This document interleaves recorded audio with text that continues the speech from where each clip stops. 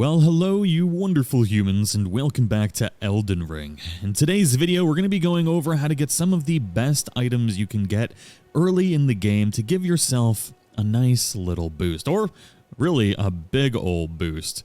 Now, the first item we're going to be going over is an Ash of War called the Bloody Slash, which allows you to not only have a little additional skill on your L2 button, but also allows you to apply the blood effect to your weapons, which we'll go over here in a second. It's a very good buff.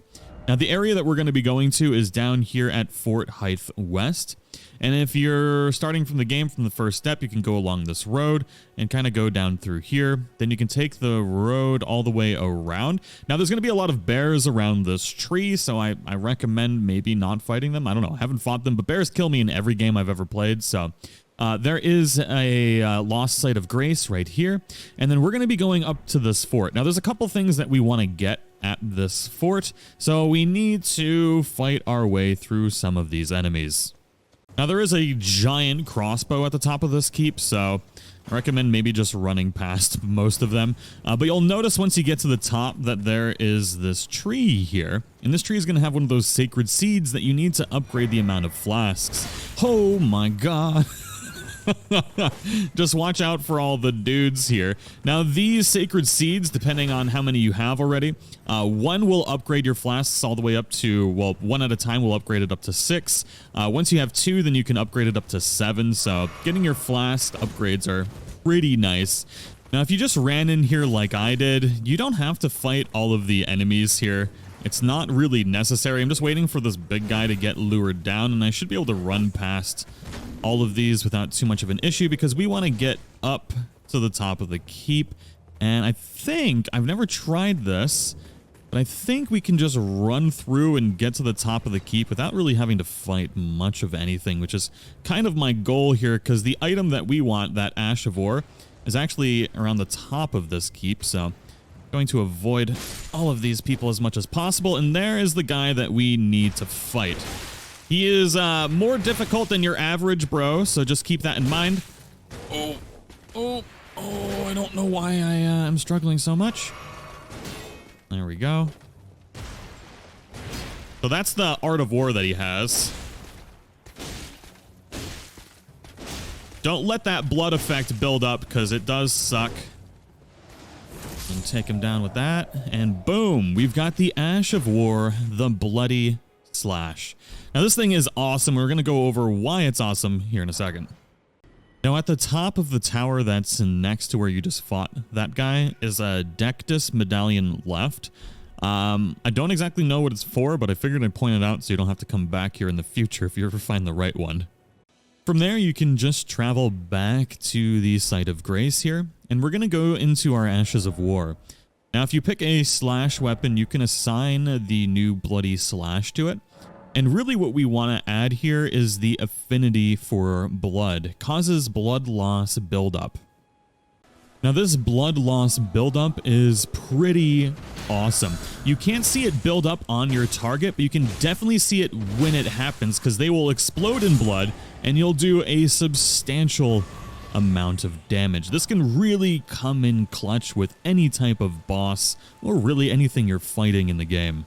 Now, while you're out of Sight of Grace, if you haven't already, make sure to add charges to flask with the golden seed that you picked up. Now, if you don't have a slash weapon and you want one, you're going to want to grab this one. We're going to go after what is called the Uchi Katana. This is a katana which is slash and pierce, and it's a pretty good. Now, getting this weapon is incredibly easy. If we go all the way up here to where this bridge is at Saint's Bridge, you can go back up to the hill, and there's this area here called the Death-Touched Catacombs. It's kind of along where these, I don't know if it's like an aqueduct or an old bridge or something. You can hop down here with your horse, and there's going to be this catacomb right here. Now, all you have to do is just follow this exact path. If you don't want to fight anything, you don't have to. Just keep in mind that you will have to run back through all the enemies that you kite, but it is definitely possible. I did it this way. So you're going to turn right around at these stairs, and then you're going to go through this tunnel. And then once you pop out of here, you can turn left immediately or do what I did and grab these things and aggro more skeletons, which is probably not the preferred method. But just run right through here. And at the edge of this room is the Uchi Katana. Then you just got to run through all the skeletons back out. Now, if you want another really awesome weapon, you can get one right on the road, like right about here. Now, if you've never been here, there's a couple different ways. You can follow the road up through here. But you're going to see this cart in the road surrounded by these giant dog dinosaur things. Now, I haven't tried to do this in a sneaky way, but I'm wondering if I can actually loot the chest without actually having to fight anything, depending on the way that I go into this. Now, what we're trying to get to is the back of this cart, and it looks like we can get there by sneaking in, because in the back of this right here, the chest. Easy peasy. Didn't even have to fight anything. And inside of here is the Great Sword. Now, you will need a lot of strength to be able to wield this weapon. Its attributes required is 31 strength, and its attribute scaling is a strength for C. Now, if you have the Vial of the Wondrous Physic, this gives you a plus 10 boost to your strength for 3 minutes. So you might be able to, depending on where your strength is already, be able to wield this weapon pretty quickly. This next item, you'll need to have defeated Margit to get to. And if you have not defeated this particular boss yet, I've got a video, I'm going to leave it in the pinned comment, on items that you can get to really help you out and defeat this particular boss. But we're going to need to go to the Stormvale Castle cliffside. You get that by running through the only way you can run through the castle when you get there. And we can actually do this without fighting anything here. And all we need to do is just keep running. I'm not even going to loot anything through here. We're just going to try and run through and roll around. There we go. And we need to go through here and start just climbing all the way up these stairs. Try not to get blown up. Oh, I thought I could make it through there. There is a lot of annoying things through here. It's probably easier to, I don't know, kill everybody, but I like just plowing through everything if possible. There we go. These guys throw these fire bombs, which kind of make it difficult to get through, but you can just roll through everything. It's the crazy man's way to do this, but it's possible. Now, once you get to these stairs here, you're going to hook in through here, and you're going to open this door.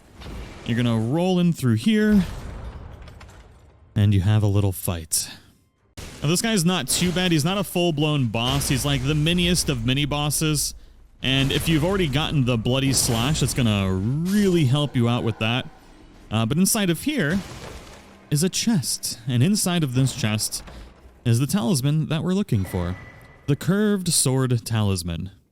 Now, I do hope everybody enjoyed today's video. I do have a bunch more coming out on many more weapons you can find in Elden Ring. So if you want to see that video, keep an eye out for it and hit that like button. And I'll see you all in the next one.